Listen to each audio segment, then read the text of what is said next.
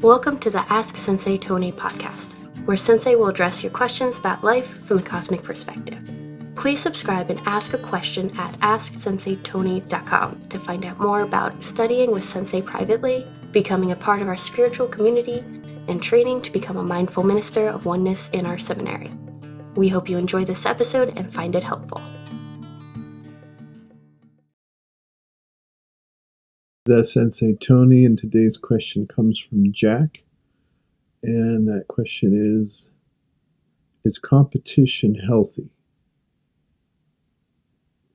It's a good question. It's very, what's the right word here? It's a good question with the current zeitgeist of our age. So let me get into it. And I don't know, Jack, whether you're talking about competition in terms of like a sporting type of athletic endeavor, or if you're talking about economic theory. But I think my opinion that I offer might be helpful in either case, and I'll talk a little bit about them. So, what is competition? If we look at the word competition, it usually implies that one or more groups or individuals are competing for a particular prize or a particular resource. Now, before we get into talking about this with humans, I think a really good way is to start from the cosmic perspective. In the cosmic perspective, we see that in the animal world, that animals are competing with each other. And it usually takes place in a sort of a cyclic way where you have the prey-predator relationship constantly sort of changing. So in other words, like let's say we're talking about a wolf and we're talking about a mouse, and we're talking about plant life that a mouse might eat. So if we look at just like take this as an example from the natural animal world, which we're part of, we see that, first of all, when it comes to plants and growing things like that, flora and fauna, we think that that sort of thing is happening without any sense of competition. But experts in that field will tell you that it's not quite that way, that there can be competing plant lives one over another, or where one type of plant will sort of dominate another and maybe even eventually replace another. I think that anyone has ever seen, I think of at our house of meditation in Harrisburg, in the back, we have this really great space, and the pine tree were overtaken this past year by this wild growing vine, and it just began to sort of choke out the pine tree. The pine tree is much bigger and it's older, but these vines can eventually sort of destroy the pine tree. And again, so what are they competing for? Well, they're competing for resources, they're competing for light, for water, etc. And it's certainly true that sometimes you can have two types of plant life that might live there might seems to be cooperation. So I want to talk about that too. And you find that as well. You find that there can be cooperative systems, but usually it falls in line with this whole predator-prey cycle. So even when we start with the plant life, let's say that the mice are feeding on, even there you find that there is what you could validly call competition. Now, We wouldn't say that it's conscious in the same fashion. But again, experts in that field can debate that subject, and they do. And some seem to indicate that even though this type of life form doesn't have a brain, that somehow it's able to perceive and react to its environment in a way that we could say is competitive. And also examples of cooperation. I don't think the vines that were killing our pine tree were cooperating. There might be some level of cooperation going on behind that aspect, maybe the relationship between the vine and something else. But with regard to the pine tree, it didn't seem to be cooperative. So that's our first place we can start with. And then we get to the mouse. Well, the mouse is going to compete with other animals who also eat, let's say, this plant, maybe rabbits. So they're going to be competing for that. And you might say the plants are the prey of the mice as predator. That's one level, right? And within those groups, there's always some sort of hierarchy. Now, there are examples of creatures that seem to have a less hierarchical sort of setup. And I think you can demonstrate that.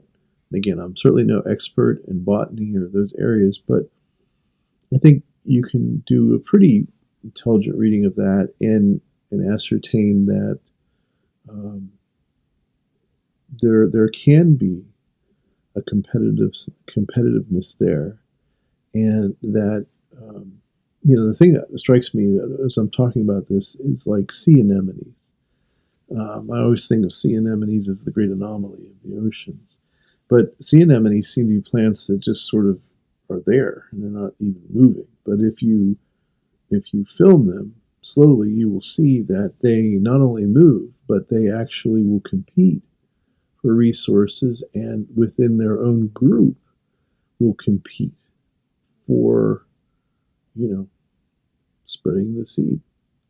And certainly this is true within mammals, such as mice.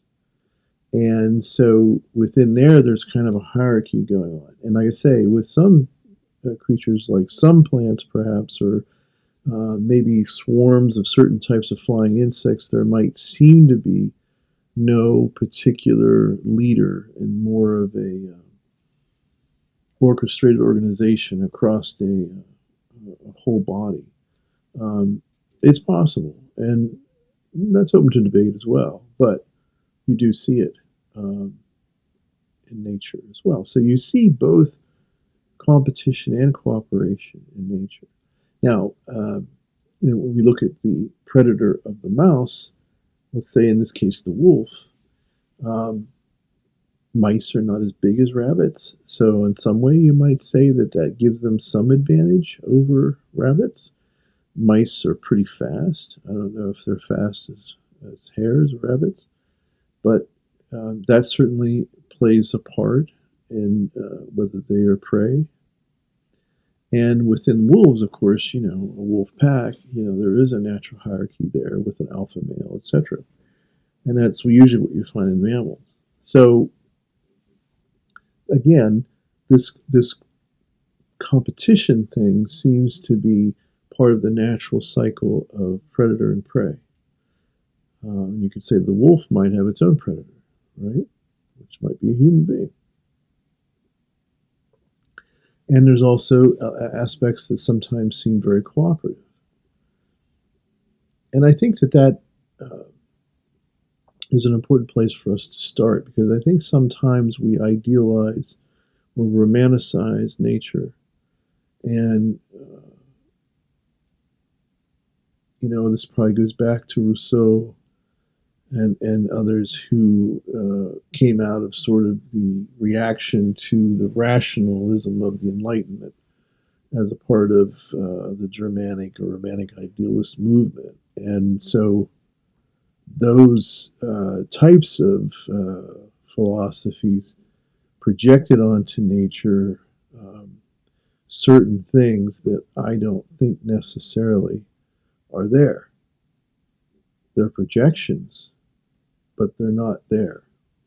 And I think it's important to always start from what we know scientifically and what we understand um, as a fact rather than just what we might sort of project. So, when you look at the complexity of the predator-prey cycle, and you realize that, even within that predation cycle, that there are things that, when you're idealizing or projecting onto the natural world, certain human concepts that may not be accurate, it reflects a great sense of naivete, actually. And when you start to really look at some of the stuff that's going on, it probably will shock a lot of people because there's this, especially today. And I don't know if it's just the history of animation of animals or it's just our human predilection to anthropomorphizing creatures, but good Lord, it's just not honest or accurate. And I grew up on a farm a good part of my early life. When you grow up on a farm, man, you're left with no delusions about the cycle of nature and how it functions. So there's no question that nature can be very brutal. And when you look at predation cycles, and even when you look at the different classifications of predators, which sometimes they'll talk about as those that are parasitical that will actually kill the organism, and parasitical that will actually let the organism continue to live. And then you look at those that are more involved in scavenging, usually a combination of scavenging and foraging. And you look at pure out carnivorous folks that are creatures that, here I just did it, creatures that are somewhat omnivorous. You have all these different categories. And like one thing I think that people are shocked by is what we would call surplus killing. Surplus killing means that there are some animals that will actually kill more than they need. And some observers will say, and I remember I grew up with, certain relatives and farmers and so forth who would say, some animals will kill for fun. And that shocks people because we're trained to believe that humans will only, kill what they need and they're in great harmony with the environment, so forth and so on. And while there may be cases of that, the fact of the matter is that it's ultimately not completely true.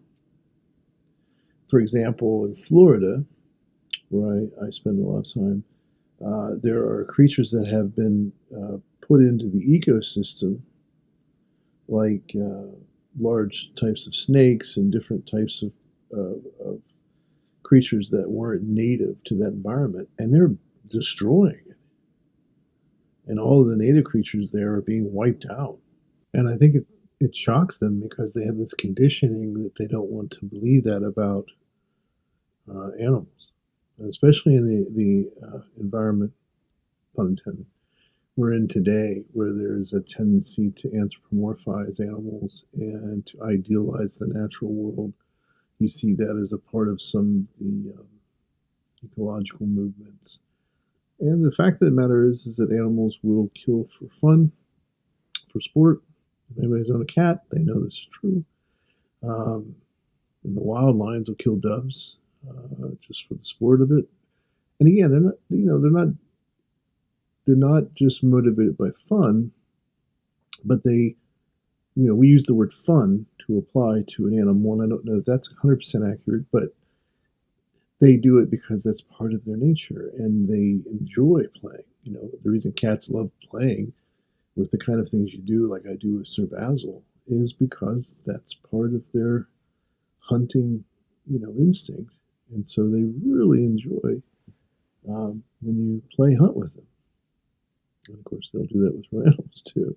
As I mentioned before, oddly, Basil doesn't kill the animals that he sort of plays with. He lets them go, and they're not maimed. But animals will do this, and it can be quite shocking. Like especially when you think of animals you wouldn't normally associate with this. Like for example, dolphins will kill porpoises for no reason other than maybe territorial.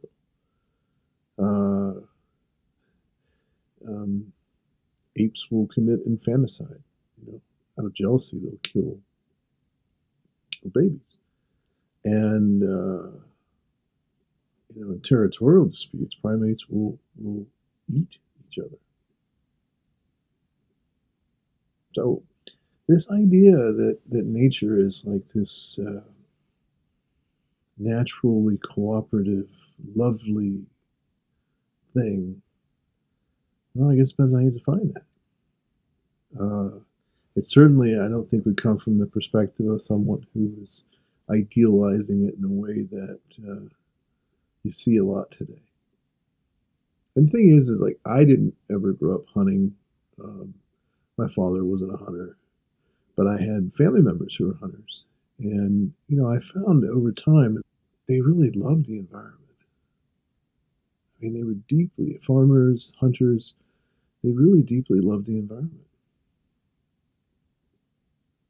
But they had a view of it that was, I think, much more in line with how it actually is than some of the idealization you see going on by most people who have never had experience, very little experience in the wild or in the cycle of that. But anyhow, not to get too far off track, again, I'm just saying all this because I want us to be very clear that animals compete. And sometimes they're cooperative, but sometimes in horrifying ways, like parasites. So if we start from that evolutionary perspective, that cosmic perspective, we realize that competition is foundational, and cooperation can take on sometimes horrifying aspects. Now, so is competition healthy? Well, what does that mean, healthy? So I want to move now from animals to human, because even though I think of us as animals as well, our brains are different, and we have very highly evolved neocortexes. And so when we talk about competition, we seem to imply that it is not hereditary or instinctive, but rather it is something that we learn. Let me say that again. A lot of folks who talk about competition in a negative way will seem to imply that competition is unnatural, or that it's not something that we're instinctively born with, but it's something that we are taught. Well, it's an interesting idea, but when you look at the human being not as some separate species that, fell out of the sky, but rather you see us as creatures that evolved along with every other being, then I would say the competition is probably built into our DNA, just as it is for my cat, Sir Basil. Now, that being said, because we have these bigger brains, and because we have this ability to form self-consciousness that no other creature seems to have as deeply as we do. When you talk about self-consciousness like of a primate, a lot of the experts believe that self-awareness is similar to a 3-year-old child, but certainly not a fully grown adult.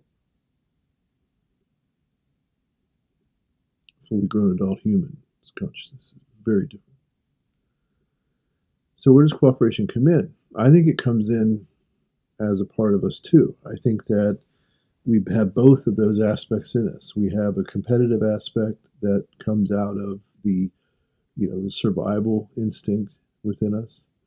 And I think we have a cooperative aspect that comes from the instinctive need for us to be connected to each other and belong. And I would offer a third perspective and say that uh, part of the way in which we as a species became the top of the food chain is because we learned to cooperate. Examples of this that spring to mind are like evidence that we have that early humans um, would hunt together uh, to kill an animal that they wanted to eat. Um, there are even examples of this not that long ago, like with certain Indian groups, American Indian groups that would, drive herds over a cliff. So I think that cooperation is something that developed with uh, lots of creatures before humans, but that it came to a sort of heightened sort of space within us. And like I said, it's definitely true that other animals can be cooperative, particularly like within different groups, like going back to my example of the wolf and the mouse and all and so forth. A wolf pack or cats will have a pride, and there's a hierarchy there. Where there's an alpha, and they do cooperate with each other in finding prey and defending the pack, etc. So I think they're both part of being human. So to say, is it healthy? I have to define that. Usually when we say it's something healthy, we say that it's something that is. I think here's at least how I would define healthy. Healthy means that somehow it's benefiting my life. It's promoting my well-being, and maybe by extension, maybe it promotes the well-being of others. So in that sense, I think we need both. I don't think we're good if I don't think we're as whole if we don't have any competition. That we need competition and cooperation in order to really be balanced. Now, we get to choose that. In other words, what is our focus going to be? Well, this is where I think mindfulness can come in. Once we start from a cosmic perspective, where we look at the evolution of human beings and realize that we have both a competitive and a cooperative sort of thing built into us, then with our higher self-awareness, self-consciousness, we can kind of work with that. And if we go into a higher, deeper level of consciousness, like mindful awareness, we can really begin to become creative with it. So here's my own opinion on this. I think that competition is either something that is motivated purely for social status, or it is something that is motivated by survival. So I think on one level, competition is about survival. Whether I'm, at a workplace and there's two of us competing for the same job, or if I have my own business and I'm competing with competitors for the same job, there is competition there. And often that competition then becomes associated with social status, so that if I win the client, let's say, then I can say that that sense of competitiveness then for me is really about sort of shoring up my status, and it's a very much a part of the ego self's life. It's part of the doing and having.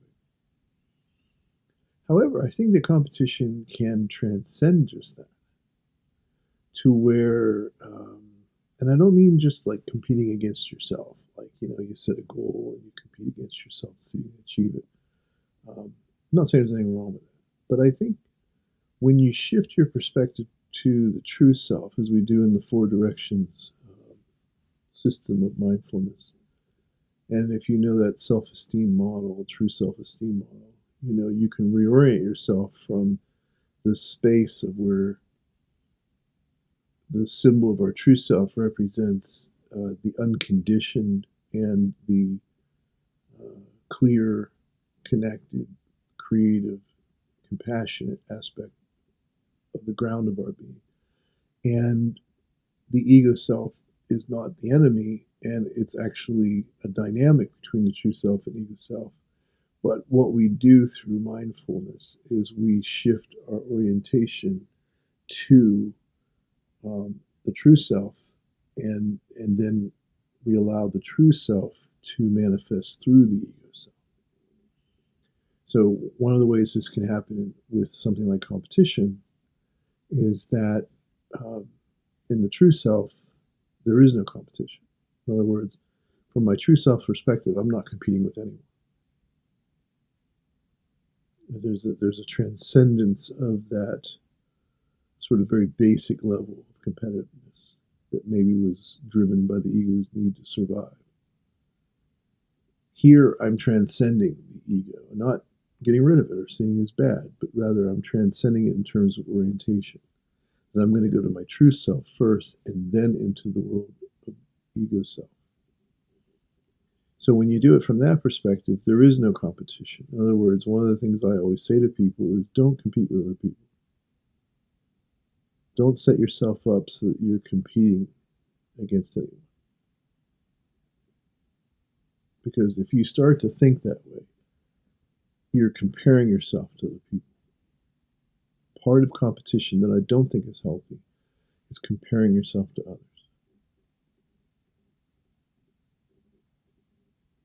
So when I come from the true self perspective, competition for me is transformed. Competition is not something that is based on comparison. It's just the understanding of the natural unfolding of things. And so therefore, what I'm going to do with competition from an enlightened perspective is that I'm going to understand that it is a way of clarifying things. So for example, if I'm out there pursuing a client, let's say, and someone else is too, and for some reason the client doesn't go with me but goes with someone else, when I'm coming from this perspective where I'm not wrapped up in the ego's need for social status anymore, I can actually learn from that process and ask myself, okay, well, why did they choose the other person? Was it something that had to do with me? Maybe it didn't. Maybe it didn't have anything to do with me. Maybe they had a prior relationship with that person, or maybe they just happened to connect with that person differently. And then I can also look at, well, what did they do that, and sometimes I've done that, whenever I've had a client that I didn't get, I would say, hey, can you tell me what it is that was the reason you didn't choose? And most of the time, people are not doing it because they're comparing apples to oranges. Sometimes a lot of times it's because of costs, pricing, and stuff like that. It's not really has to do with quality as much as it has to do with sometimes a bargain that people think they're getting. But whatever the case may be, when I'm oriented from my true self, then whenever I'm in this scenario of competition, I can really learn from it. I'm not being driven relentlessly by comparing myself to others and trying to achieve some social status from my competition. Now, I'm grounded in my true self and my identity as a Buddha. And then I can go into that world of doing and having, and competition is natural. It's a natural part of the environment. And in some ways, it's very healthy because it helps people to sort of adjust themselves. It's interesting. My father was in the car business for a long time. And often what you'll find is that when a dealership opens up, there'll be other dealerships that will open up, like even on the same road. And that bothers some people, but it never bothered my father. He said, no, competition is good because whenever you have, multiple car dealerships on the same road, that makes each of those dealerships work harder to provide a better product and better deal for the customer. So I always thought that was a very enlightened perspective that my dad had on competition. But again, I think that the primary thing I want to emphasize here is that when you are grounded in your true self, you're grounded in that symbol, that analogy, that perspective, which is very pragmatic, then competition is something you accept as natural, just like getting older, just like getting sick or dying. It's a natural part of things. And because I'm no longer seeking social status from it, it becomes something more that I learn from and something I'm willing to adjust myself to. And you might say, from an evolutionary point of view, that I become more adaptive. And, I think it was Darwin that said, those that can adapt best will be those that succeed. So that's that perspective on competition. Now, what about cooperation? Well, again, I think both competition and cooperation are part of our native conditioning. And so when you're coming from the ego self, cooperation usually is something that's done to try to manipulate the situation. So, for example, cooperation can be a way, let's say I'm afraid of someone. And so one way to overcome the fear of that is to try to initiate some kind of cooperative relationship. Or I might want cooperation as my primary model because I frankly have issues with competition. I am uncomfortable with competition. Both of those perspectives, I think, are not very useful to us. Number one, they don't really acknowledge how competition and cooperation are part of us. They tend to, folks that get kind of caught up in that philosophy tend to see competition as bad. And there's a denial of that condition. And if not a denial, or not an outright denial, then there's this sort of demonizing of competition. From a true self perspective, cooperation becomes an understanding of our interconnectedness. So I'm going to cooperate with someone not because I'm afraid of them or not because I think competition is bad, but because I realize there's an inherent interconnectedness between us, that we are one. And out of that oneness, I will have a desire to cooperate. So, in summary, Jack, I think competition and cooperation are both parts of our natural conditioning, and and that they both can have what I would say mindful expressions or mindless expressions. And one last thing I want to mention is how the conditioning of our persona or personality comes into play. What I've found is that, sometimes some people are conditioned a certain fashion to be more competitive than cooperative, and other people seem to be conditioned more cooperative than competitive. But again, if it's just coming from that base instinctive drive, then it's not coming from a place of being awake. And so it's not going to be as whole. And you're not going to be able to integrate as well. And part of oneness or wholeness is the integration of everything, the good, the bad, and the ugly, in a way that works harmoniously for you. So, if you make competition the most important thing, you're usually doing that because you're trying to achieve social status.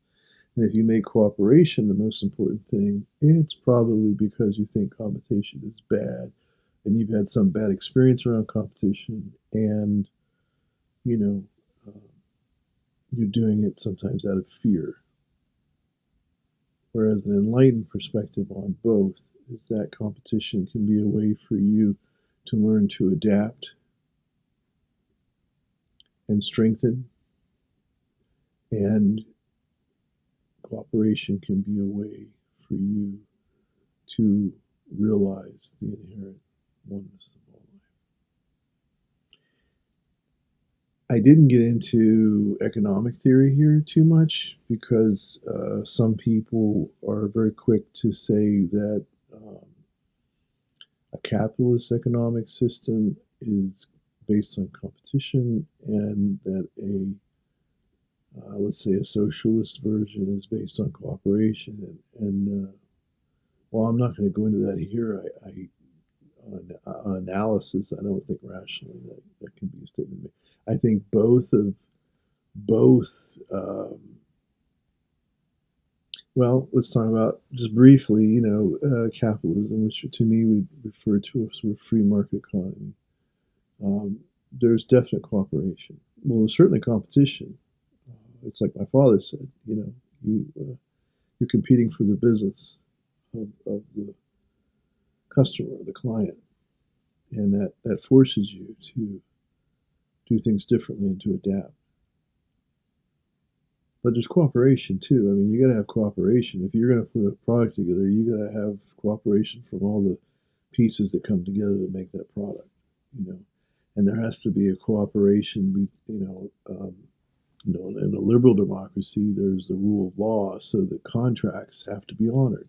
So again, there's a deep level of cooperation that goes on. So I think that trying to create a black and white vision of the free market economy is just false. There's plenty of cooperation that goes on, as well as competition. And if you look at social systems, you're going to find the same thing, only it's a little bit different, where competition is not as upfront, but there's cooperation that's required. However, the question is that cooperation freely given, or is it coerced?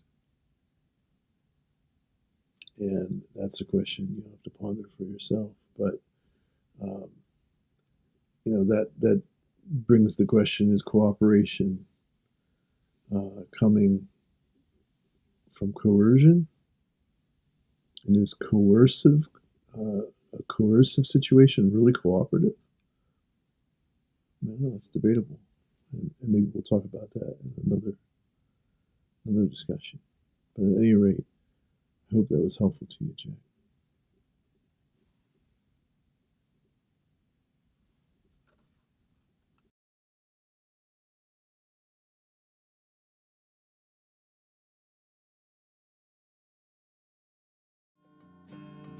You've been listening to Ask Sensei Tony. Please visit our website at AskSenseiTony.com, check out Sensei's books and videos, and become a part of the Dragonfly spiritual lifestyle.